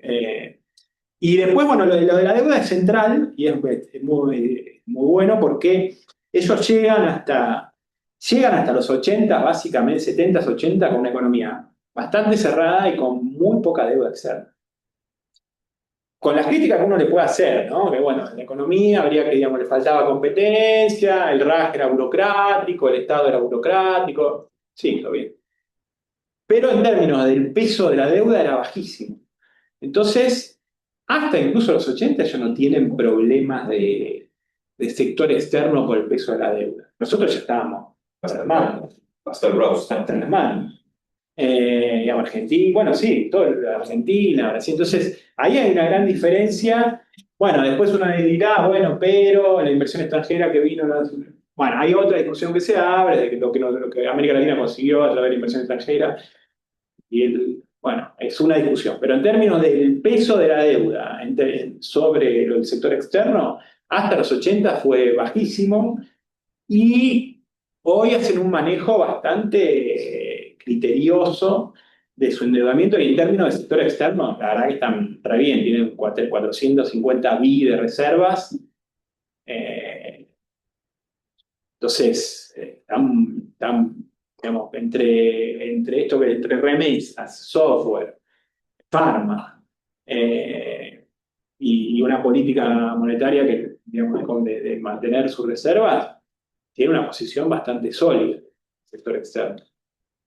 Sí, en el 89, ahí sí tuvieron una mini crisis porque con el impacto más de balanza comercial, que también se le sumó el pago de deuda, pero los niveles son mucho menores y el problema es mucho menor al de América Latina. Argentina va a quedar condenada a tener que ir a negociar permanentemente. Cualquier candidato a presidente va a tener que ir a Washington. Eh, entonces, bueno, ahí sí, ahí hay una, bueno, es un factor, no lo quiero poner como dependencia, pero sí, ahí hay un factor que América Latina la condiciona. Y que, bueno, en el caso, digamos, está bien, no tenemos la diáspora que tiene, digamos, la diáspora finalmente fue una cosa que no fue construida, o sea, primero la discusión era, digamos, la fuga de cerebro, en los 60, la fuga de cerebro, bueno, y finalmente la fuga de cerebro se transformó en un activo para la India. Bueno, pero no fue porque se fue dando, digamos, ¿no? Y también hay un peso poblacional que es muy fuerte. Pero sí, lo de la deuda es una diferencia muy importante. Eh, que sí, que está ahí, sí. Gracias. Vamos a abrir otro segundo espacio de preguntas. Tengo entendido el profe Lena, la profe Daniela, su nombre, perdón. Y Gabriel, disculpe. Adelante. Bueno, una pregunta. ¿Tu libro solo en pasta dura o está en alguna versión, digamos, digital que podamos, como derechos de autor tipo India, downloads o comprar? Es una broma. ¿De dónde se podría adquirir? Porque me parece que para nosotros, creo que para los latinoamericanos, es una tarea pendiente de geografía económica. Creo que particularmente para la Universidad Nacional y Escuela de Economía, incluyendo inclusive la Escuela de Relaciones Internacionales, este tipo de trabajos podría ser muy bueno para los cursos de producción en esta materia. Entonces, ahí con su Jen, espero que nos dejen cómo contactar ese tema. Yo quisiera pensar que todo este debate entre la guerra comercial de Trump, de China, de Estados Unidos y China, que no empieza con Trump, ¿verdad? Hay que entender que Trump es solamente una aceleración, pero que empieza antes. Y la India ha sido un líder, junto con Brasil, Sudáfrica y algunos países del área más, digamos, de Asia y de África, líderes en lo que llamamos BRICS. Y en el BRICS hay dos cosas que no le gustan a los Estados Unidos. Uno, el comercio sur-sur como una base de crecimiento endógeno, ¿verdad? Del BRICS. Y otro, la sustitución del patrón dólar por un patrón distinto. Por las áreas del destino, a mí me tocó chocar con una cosa que se llama blockchain, que hace ya bastante tiempo. y bueno, es una maña que se pega y cuesta quitarse de encima.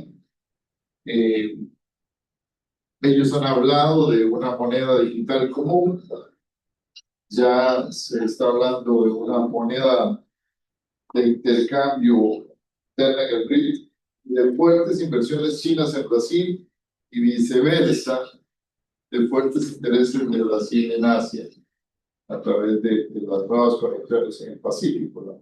Megapuerto que estaría financiado ya para Perú, segundo, digamos, después de Chancay.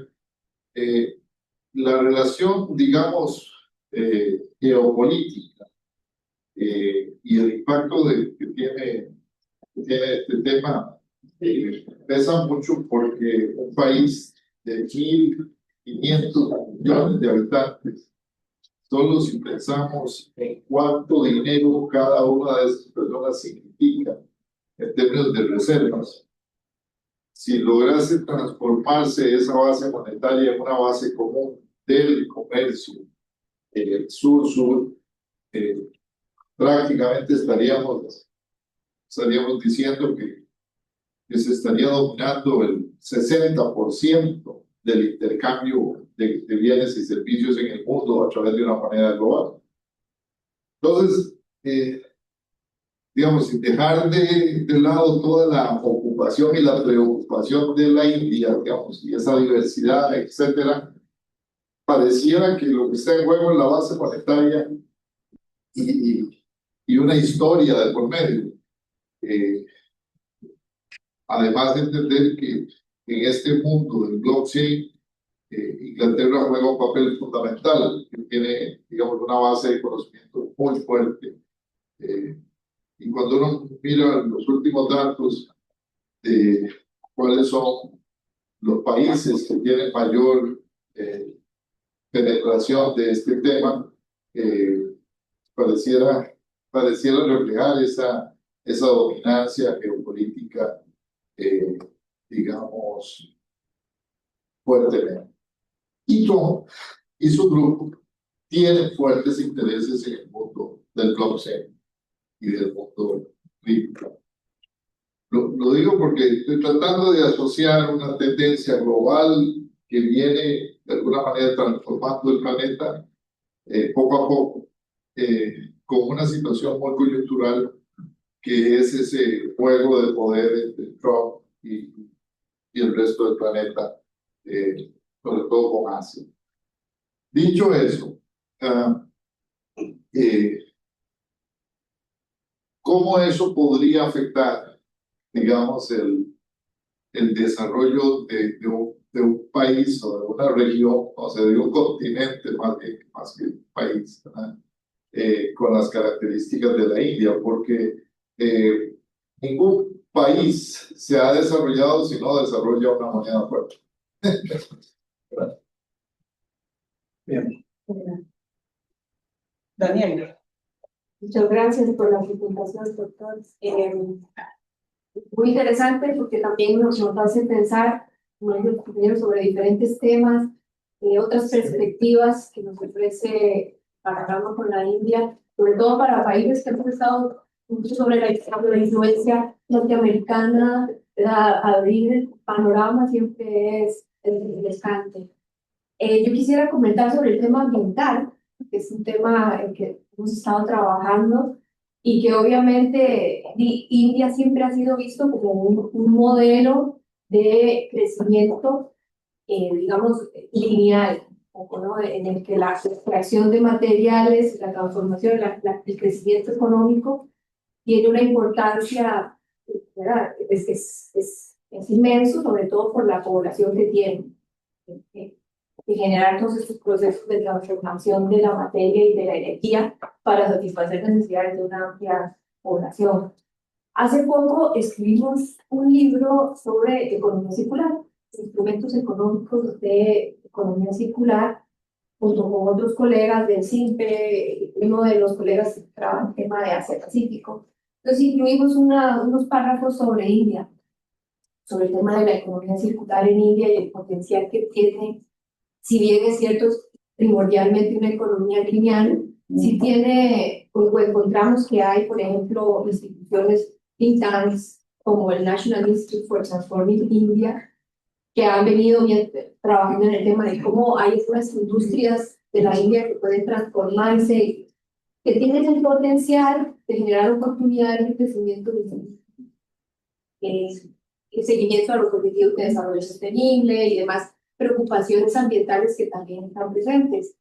Y digamos, se resalta ahí la oportunidad de, como la India es un país que se transforma tan rápido, crece tan rápido y se transforma tan rápido, en efecto, podría generar innovaciones que permitieran superar muchos de estos paradigmas tradicionales de producción y de consumo.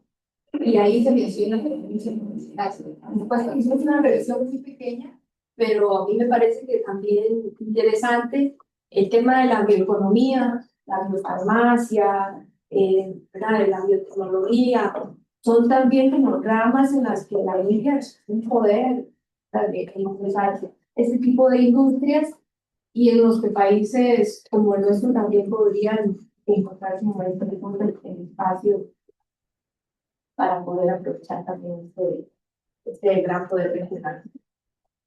Gracias, Guillermo. Y los pases a Gabriel. Bueno, primero muchas gracias por la presentación. Está muy interesante. Veo ahí que en la bibliografía, ya que estaba viendo de contar que donaste, ¿verdad? Que hay ahí bastantes cosas de estructuralismo, ya pues keynesiana y no schumpeteriana también, así que ya las cosas no eres me interesa. Pero bueno, nos explicaste ahora varios procesos de periferización del Estado y crecimiento impulsado por la demanda. Yo me voy a referir únicamente al primero porque es el que conozco más. Considerando la teoría pues, del path dependence, que supongo estás familiarizado con ello, dependencia de la trayectoria, la India parece haber estado lock-in o anclada, ¿verdad?, a una senda de una condición de periferia. Entonces, dada la literatura actual, por ejemplo, en redes de comercio y estructuras de periferia, que retoma un poco las discusiones de complejidad económica y estas cosas, ¿verdad?, que probablemente conoces, especialidad y demás. La India, por ejemplo, aparece con el cuarto nivel de mayor centralidad, solo después de Francia, Japón, Reino Unido, Alemania, Países Bajos también, ¿verdad? Y el que están obviamente con el mayor nivel de centralidad son Estados Unidos y China. Entonces mi pregunta va un poco por el lado de, ¿verdad?, esos países más centrales y la India considerándose en el cuarto nivel de centralidad mayor, se caracteriza por tener estructuras productivas complejas, altos índices de complejidad económica, ¿verdad? ¿Cuáles son los mecanismos institucionales, digamos, mediante los cuales India logró romper esa dependencia de la trayectoria periférica y logró ascender en ese gradiente hacia el centro? Gracias. A ver, adelante. Sí. Ahí voy. Tomando No, a ver, primero, lo de el dólar, el comercio sur-sur y los BRICS. Yo ahí sí o sea, uno lo que ve es diversificación de monedas y ascenso del oro, ¿no? Si uno mira los números que yo estuve viendo de reservas a nivel global, el dólar sigue siendo, pese a todo, sigue siendo el 60% de los activos de los bancos centrales. Sí está habiendo un crecimiento muy fuerte del oro. Y me parece que ahí lo que hay es como, así en general, como una cierta diversificación de monedas, pero aún yo soy de los que creen que el dólar sigue siendo un ancla importante. Y me parece que, bueno, el dólar, lo militar y lo cultural van a ser los refugios de Estados Unidos, sobre los cuales va a jugar. Y de hecho, por ejemplo, bueno, esto de anclar a la Argentina al dólar también me parece que viene por ahí. Entonces, ahora, más respondiendo a lo que vos planteás, que es una tendencia que está apareciendo en el foro de los BRICS, se habla de la moneda digital, pero también es real que tampoco es que hoy por hoy hay avances tan concretos en la moneda digital, al menos a nivel de los BRICS. Sí, China viene avanzando con algunas cosas, bueno, vos seguramente estás más familiarizado, pero yo ahí lo que veo, no me metí a fondo con blockchain y demás, lo que veo es que son cosas que se van a profundizar, que van a pasar, pero al día de hoy, en el ámbito de los BRICS, me parece que está en agenda, pero me parece que todavía falta que eso se concretice. Veremos cómo sigue la cosa, veremos cómo sigue, digamos, la presión de Trump, veremos cómo siguen actuando los BRICS. Hoy lo que yo veo más fuerte de los BRICS es el banco de los BRICS en términos de financiamiento al desarrollo, de infraestructura, pero me parece que en todas estas otras áreas, por ejemplo, también en el mundo India en lo digital, digamos, y en términos de datos, es el país más grande del mundo. Entonces, todas las multinacionales también quieren tener los datos de esa población. India tiene aspiraciones también propias de desarrollar bases propias. Entonces, eso está en agenda, sin lugar a dudas está muy en agenda. Hasta donde yo sé, que tampoco no me metí a fondo con el tema blockchain, me parece que todavía falta que eso avance un poco más.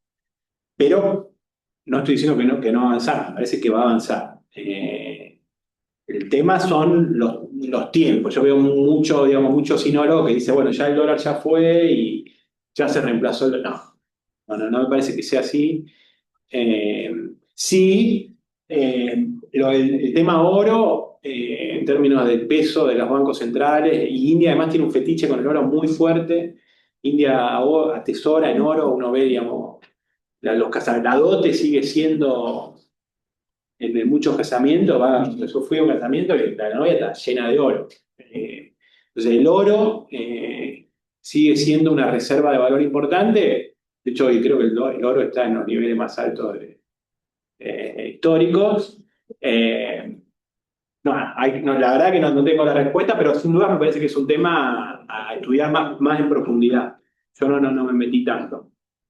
Después, lo de la demanda energética y las distintas alternativas, hay como distintas agendas, como vos bien decís, que son importantes y que con distintos proyectos que en India hay mucho de eso. Al mismo tiempo decir que con el peso poblacional que tiene la India, y las proyecciones indican que aún así el peso de los más sucios, como es el carbón y demás, sigue siendo predominante. Y de hecho, Delhi, si uno va, digamos, Delhi está muy contaminada. O sea, hay días que es muy fuerte. Entonces, digamos, es fuerte. Ahora, en India pasa como al mismo tiempo, en el sentido que eso está, pero todo lo que vos decís en la agenda de renovar, por ejemplo, también tienen el parque solar más grande del mundo, entonces el tema de energía descentralizada solar en las zonas rurales es importante, y lo ves, no es que, digamos, se ve.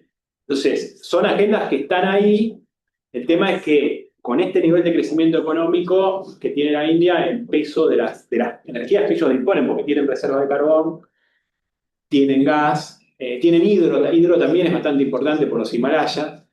Entonces, nada, ahí hay una mezcla de la matriz así a nivel global. Ahora, todas las agendas que vos mencionaste están en la agenda, sí. El punto es ver cómo terminan pesando en la global, ¿sí? Pero es... Y hay una agenda de cooperación ahí, seguro, en términos de renovables con India, sin lugar a dudas. La alianza solar, digamos, hidro también. Entonces, ahí hay el tema agua, es muy importante. Manejo de agua y de los ríos es muy importante. Entonces, ahí me parece que es una agenda interesante. Y bueno, la pregunta de la complejidad... eh, eh,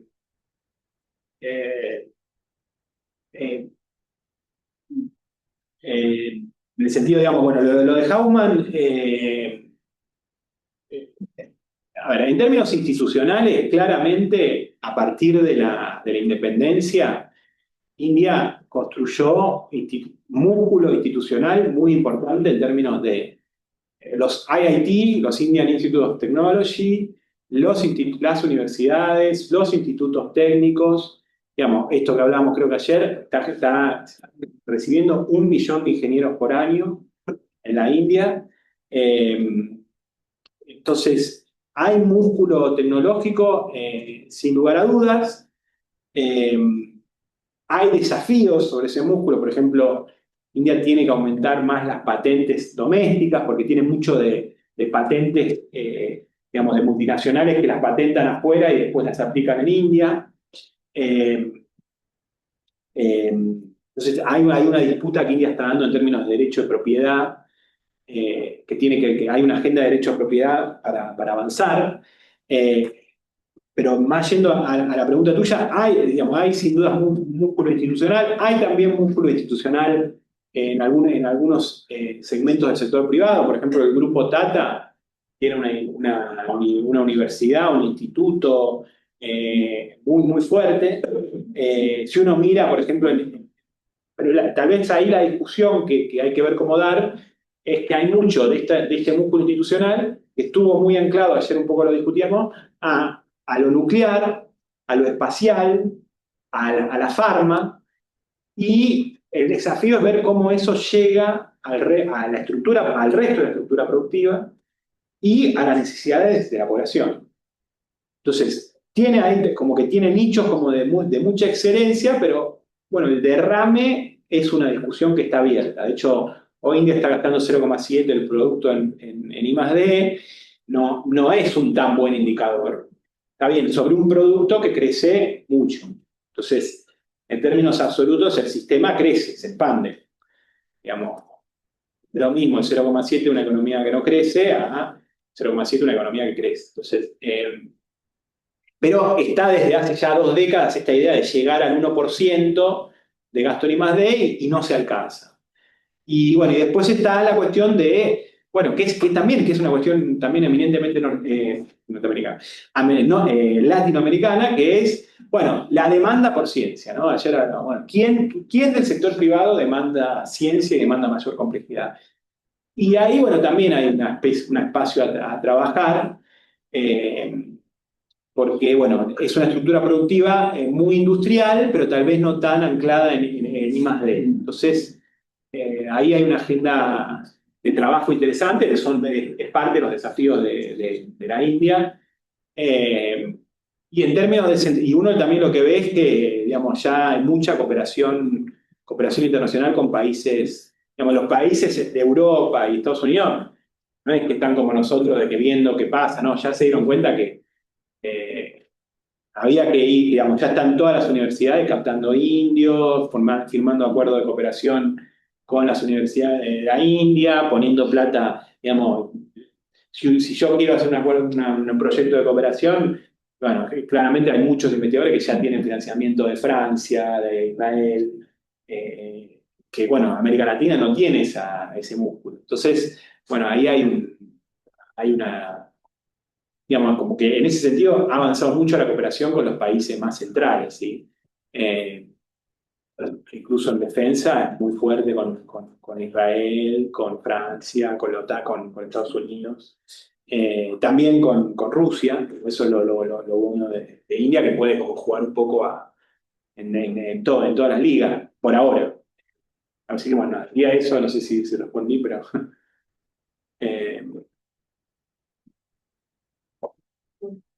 Muchísimas gracias. Es todo. Vamos a concluir este 10º encuentro de investigación.